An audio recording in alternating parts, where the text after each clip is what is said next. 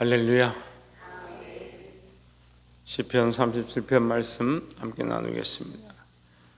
시편 37편은 의인과 악인의 마지막 결과다.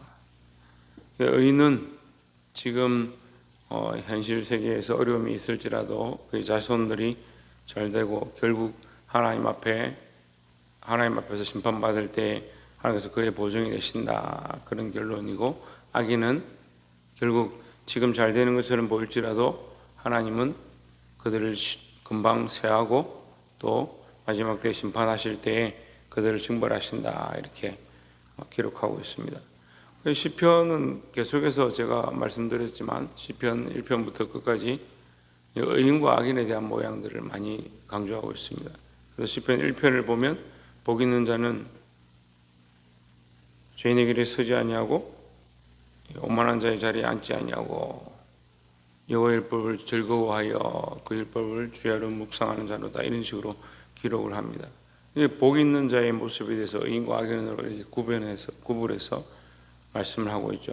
그래서 누가 복이 있느냐? 의로운 자가, 하나님의 율법을 행하는 자, 하나님의 말씀대로 사는 자가 복이 있고, 하나님의 말씀대로 살지 않는 자가 복이 없다, 저주가 있다, 이렇게 기록하고 있는 것입니다.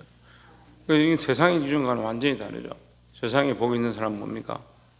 세상이 원하는 대로 사는 사람, 또는 세상에서 많은 것들을 즐기고 손해보지 않으려고 하는 사람이 복이 있다라고 하지만, 성경은 하나님 앞에 있는 자, 하나님 뜻대로 사는 자가 복이 있다라고 말씀하고 있습니다.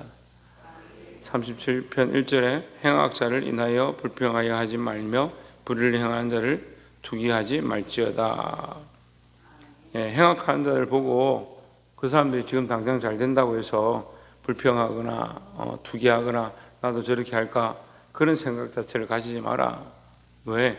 행악하는 자가 당장에는 잘 보이는 것처럼, 잘 되는 것처럼 보이지만 2절에도 나와 있죠. 저희는 풀과 같이 속히 뱀을 뿔 것이며 풀은 채소같이 스전할 것이미로다 했습니다. 말씀의 핵심 중에 하나입니다. 풀은 마르고 꽃은 시드나 여호와의 말씀은 영영이 거하리로다 했습니다. 그리고 하나님의 말씀이 영원하다. 하나님의 약속은 영원하다 이 말이에요.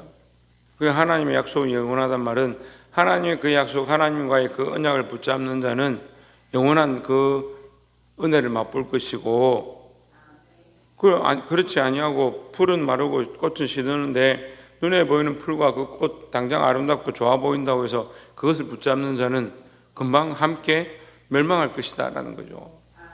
악인에 잘 되는 것은 잠시 꽃이 피는 것과 같다. 계절이 지나고 환경이 바뀌고 날씨가 바뀌어지면 금방 없어질 것, 그것을 왜 붙잡느냐? 악인의 행함은 그럴 것 같다라는 거죠.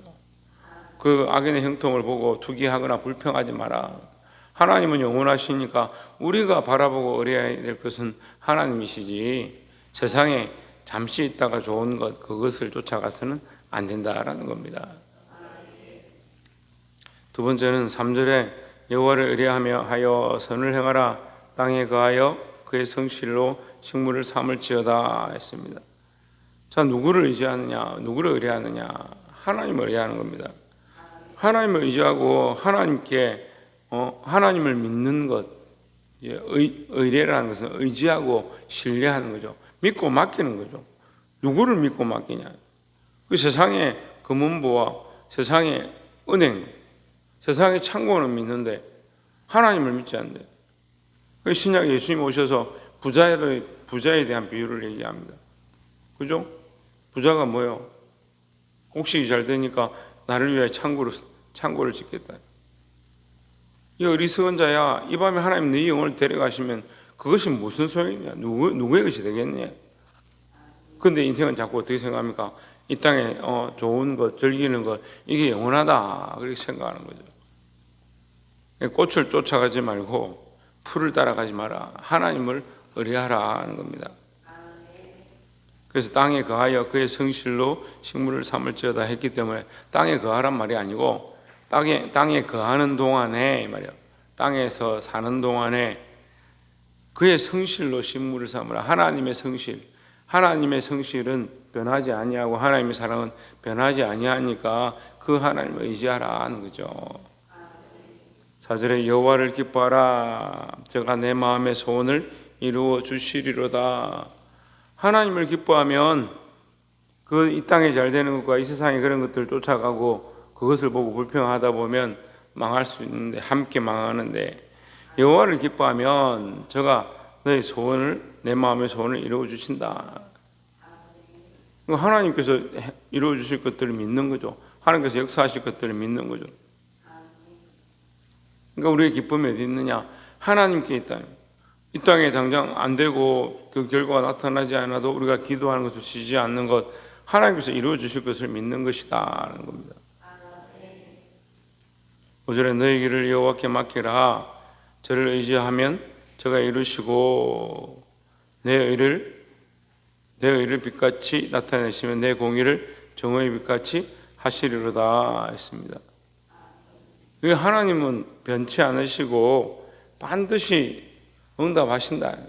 어떠한 것도 이 하나님의 빛과 그 공의를 막을 수 없다라는 겁니다. 그러니까 우리가 뭘 의지해야 되겠습니까? 하나님을 의지하고 하나님 바라봐야 된다라는 겁니다. 마지막으로 21절에 보시면 악인은 꾸고 갚지 아니하나 의인은 은혜를 베풀고 주는도다. 22절 주의 복을 받은 자는 땅을 차지하고 주의 저주를 받은 자는 끊어지리로다. 23절 여호와께서 사람의 걸음을 정하시고 그 길을 기뻐하시나니. 24절에 저는 넘어지나 아주 엎드러지지 아니함은 여호와께서 손으로 붙드심이로다 했습니다. 계속해서 말씀드리지만 악인의 길은 잠시 있다가 없어지고 하나님을 의지하는 자, 하나님 영원하시니까 영원하신 그 하나님을 의뢰하는 자는 영원한 복을 받는다라는 거죠. 그래서 우리는 영원한 축복, 영원한 데 소망을 두어야 합니다. 잠시 있다가 없어질 것에 소망과 생각들을 두지 말고 영원한 하나님께 마음을 두시기를 주의 이름으로 축원합니다. 그래서 34절에 보시면 여호와를 바라고 그 도를 지키라. 그리하면 너를 들어 땅을 차지하게 하실 것이라. 악인이 끊어질 때에 내가 눈으로 보리로다 했습니다. 자, 우리는 영원한 데 소망을 둬야 되는 것이지 잠시 있다가 없어지는 풀과 꽃에 소망을 두면 안 된다라는 겁니다. 결론적으로 얘기하면 악인들은 잠시 잘 되는 것처럼 보인다. 세상의 것들은 영원한 것처럼 보인다. 하지만 그것은 영원한 것이 아니고 세상의 것은 잠시 잘 되는 것뿐이다. 그렇지만 의인은 지금 어렵고 힘든다 할지라도 의인의 자녀들이 저주받는 것을 보지 못했다. 25절에 그렇게 말하죠. 내가 어려서부터 늙기까지 의인이 버림을 당하거나 그 자손이 걸식함을 보지 못하였도다 했습니다. 이것은 의인이 버림을 당하는 것을 못 보았다는 이 말이 아니고 의인이 버림을 당하는 일이 없다는 것이 아니고 이 땅에서 잠시 그런 고난과 어려움이 있을 수 있지만 그 결과는 하나님께서 그에게 복을 주시고 지금 잠시 어렵지만 그의 자녀들은 결국 복을 받게 될 것이다. 이렇게 표현하는 겁니다. 그래서 잠시 눈앞에 보이는 것, 이 땅에 잠시 잘 되는 것, 그것을 쫓아가지 말고 하나님을 의뢰하는 사람, 하나님을 기뻐하는 자들은 하나님께 맡기고 영원한 데 소망을 두어야 한다라는 겁니다. 사랑하는 성도 여러분, 우리는 잠시 이 땅에 지나가는 인생들입니다. 잠시 이 땅에 지나가지만 이 땅에 너무 많은 것들을 우리는 바라고 소망하고 있습니다. 우리에겐 영원한 소망이 있습니다. 우리가 영원한 것을 바라보면 우리 자녀들도 영원한 것을 소망하게 될 것이고 우리가 영원하신 하나님을 의지하면 우리 자식들도 영원한 하나님을 의뢰할 수밖에 없다라는 거죠. 우리가 이러한 씨들을 뿌려야 하고 이 영원한 데 소망과 생각들을 둬야 될 줄 믿습니다. 오늘 하루도 이 영원한 소망 앞에 생각들을 가지고 영원한 소망을 가지고 승리하시는 저와 여러분 되기를 주의 이름으로 축원합니다. 기도하겠습니다.